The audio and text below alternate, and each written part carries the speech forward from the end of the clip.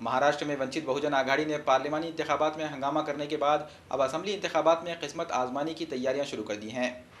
महाराष्ट्र में वंचित बहुजन आघाड़ी ने पार्लिमानी इंतखाबात में हंगामा करने के बाद अब असेंबली इंतखाबात में किस्मत आजमाने की तैयारियां कर ली है। यही वजह है कि जिस तरह पार्लिमानी इंतखाबात में वंचित बहुजन आघाड़ी ने अपना एक अलग असर दिखाया है, यही असर अब असेंबली इंतखाबात में भी नजर आने वाला है। वंचित फैक्टर ने रियासत में कांग्रेस और एनसीपी के लिए कदम जमाना मुश्किल कर दिया है। इतलात के मुताबिक वंचित बहुजन आघाड़ी के सदर एडवोकेट प्रकाश अंबेडकर 17 जून को नांदेड़ से असेंबली इंतखाबात की तैयारियों का आगाज कर सकते हैं। 2019 के पार्लिमानी इंतखाबात में वंचित बहुजन आघाड़ी ने महाराष्ट्र में कांग्रेस और एनसीपी के बड़े बड़े लीडरों को शिकस्त कबूल करने पर मजबूर कर दिया। सियासी तजिया निगारों के मुताबिक कांग्रेस और एनसीपी को वंचित बहुजन आघाड़ी की वजह से कम 10 सीटों पर रास्त तौर पर नुकसान उठाना पड़ा है। कांग्रेस और एनसीपी के उम्मीदवारों को शिकस्त दिलाने के लिए जिम्मेदार मानी जा रही वंचित बहुजन आघाड़ी ने अपना मोर्चा असेंबली इंतखाबात की तरफ मोड़ने का मन बना लिया है।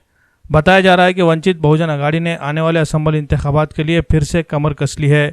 महाराष्ट्र में अक्टूबर 2019 को असेंबली के 228 सीटों पर आम इंतखाबात होने जा रहे हैं। असेंबली इंतखाबात की तैयारियों के सिलसिले में वंचित बहुजन आघाड़ी की जानिब से की जा रही तैयारियों से कांग्रेस के खैमे में हलचल मच गई है, जिसमें वंचित बहुजन फैक्टर हैदराबाद की एमआईएम के साथ 100 से ज्यादा सीटों पर इंतखाब लड़ सकती है। इस मुहिम का ऐलान आने वाले 17 जून को नांदेड़ शहर में हो सकता है, क्योंकि जराये से मिलने वाली इतलात के मुताबिक वंचित बहुजन आघाड़ी के सदर प्रकाश अंबेडकर अपने साथियों के साथ नांदेड़ में एक अहम मुशावरती मीटिंग करेंगे। इसके बाद असेंबली इंतखाबात के लिए लाहे अमल तय किया जाएगा। इससे पहले अक्टूबर 2018 में भी प्रकाश अंबेडकर ने नांदेड़ से ही अपनी चुनावी मुहिम का आगाज यहीं पर पहली मीटिंग लेकर किया था। सियासी लिहाज से नांदेड़ एक अहम मुकाम की हैसियत रखता है, क्योंकि कांग्रेस के रियासती सदर अशोक चौहान का यह गढ़ माना जाता है। 1987 में भी एडवोकेट प्रकाश अंबेडकर ने लोकसभा का इंतखाबात नांदेड़ ही से लड़ा था।